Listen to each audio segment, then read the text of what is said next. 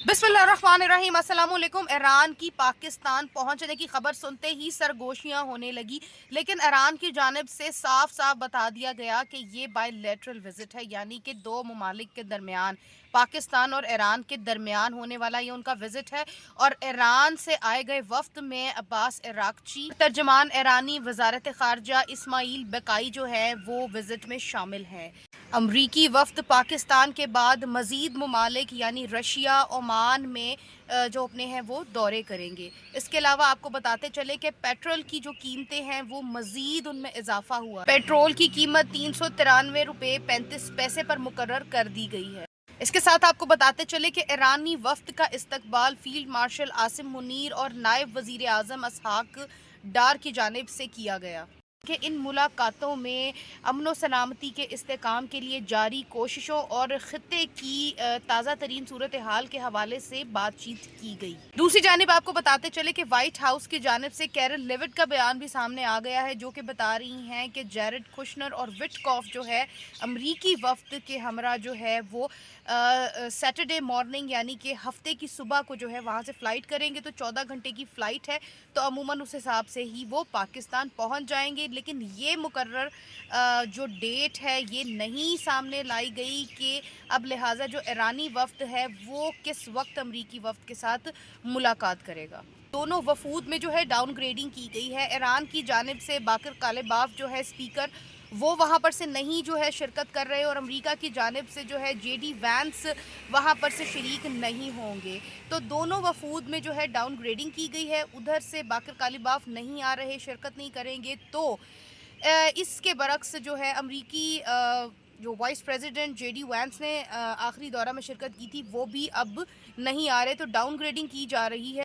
दूसरी जानिब JD Vance के हवाले से बताया जा रहा है कि जेडी वैंस जो है मुज़ाकरात का हिस्सा बनेंगे, लेकिन अमेरिका से ही वो जो है मुज़ाकरात में जो है वो उसका पार्ट होंगे, वो उसका हिस्सा होंगे। लेकिन अगर ज़रूरत पड़ी तो फिर वो जो है वो पाकिस्तान का जो है अपना सफ़र इस्लामाबाद के लिए शुरू करेंगे। फ़िल वक्त जो है वो सिर्फ विटकॉफ और जैरेड कुशनर जो है अमरीकी वफ्द के हमरा इस्लामाबाद के लिए जो है रवाना हो चुके हैं। CNN की जानिब से भी कंफर्म बताया जा चुका है कि जेडी वैंस जो है उनका पाकिस्तान जाने का कोई इरादा नहीं है। तो जी लिहाजा ये जो डाउनग्रेडेड वफ्द है इसके ही हमरा कोई ना कोई रास्ता निकलेगा अपग्रेडेड वफ्द का।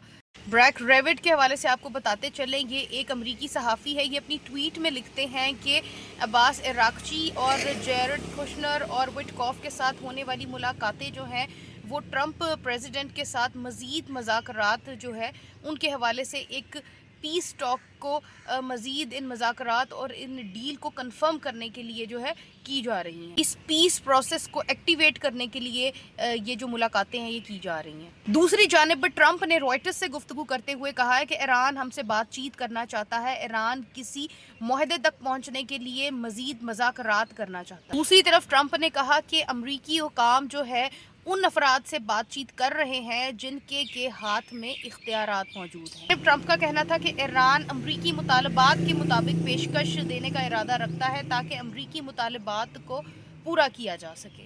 इसके अलावा आपको बताते चलें कि अमरीकी हुकूमत ने ईरानी तेल की तजारत पर चीनी ऑयल रिफाइनरी और मज़ीद 40 शिपिंग कंपनी पर मज़ीद पाबंदियाँ, इक़्तिसादी पाबंदियाँ आयद कर दी हैं। तेल की नकलो हमल में मुलव्विस चीनी रिफाइनरी और दर्जनों जहाज़ों को जो है ब्लैक लिस्ट कर दिया गया है अमेरिका की जानिब से।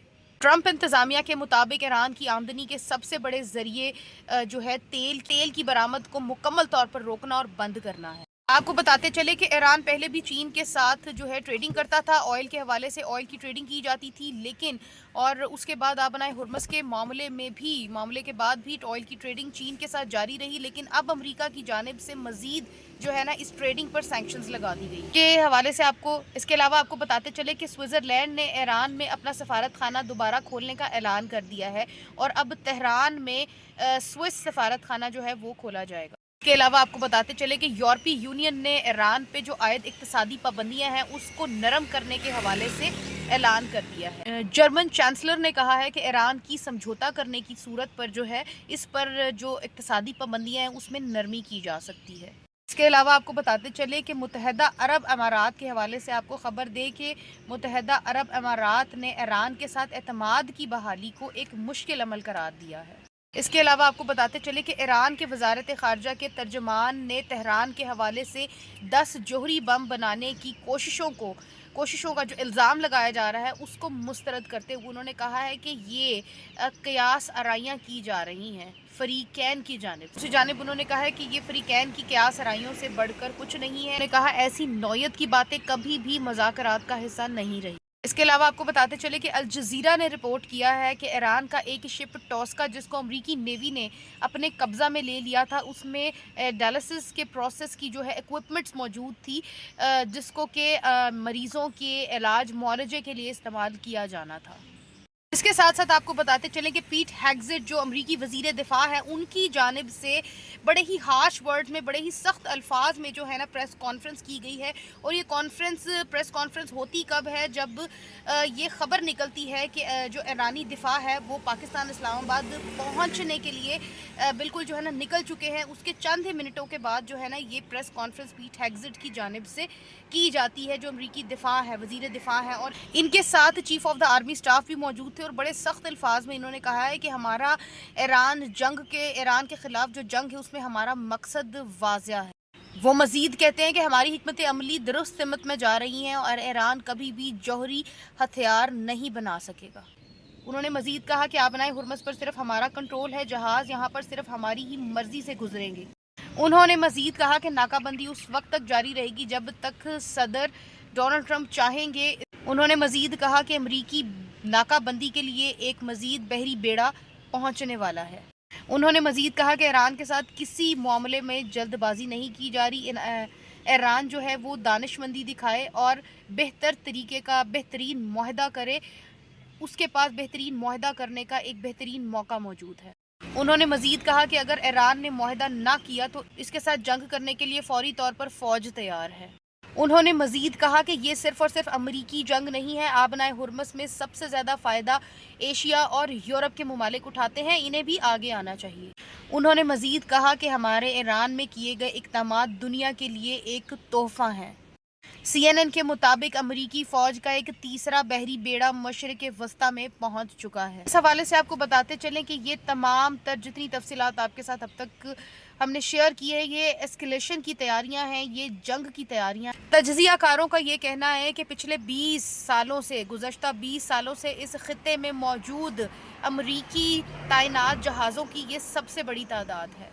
اور آپ کو بتاتے چلے کہ جس پر سے فائٹر جیٹس جو ہے وہ ٹیک آف کرتے ہیں, یہ بحری بیڑے بھی اب انہوں نے یہاں پر جو ہے نا لا کر کے کھڑے کر دیے ہیں. تو یہ تو تھی چیدہ معلومات اور پچھلے جو ہے نا 7-8 گھنٹوں کی خبریں جو آپ کے ساتھ شیئر کی ہیں. ویڈیو اچھی لگی ہو تو چینل کو سبسکرائب کرنا مت بھولیے گا. چینل کی سبسکرائب کرنے سے ہماری اپریسیشن ہوتی ہے, ہم بہت ہی اوتھینٹک وے سے آپ کے لیے نیوز اکٹھی کرتے ہیں. اسی کے ساتھ اجازت دیجیے. Take great care of your self.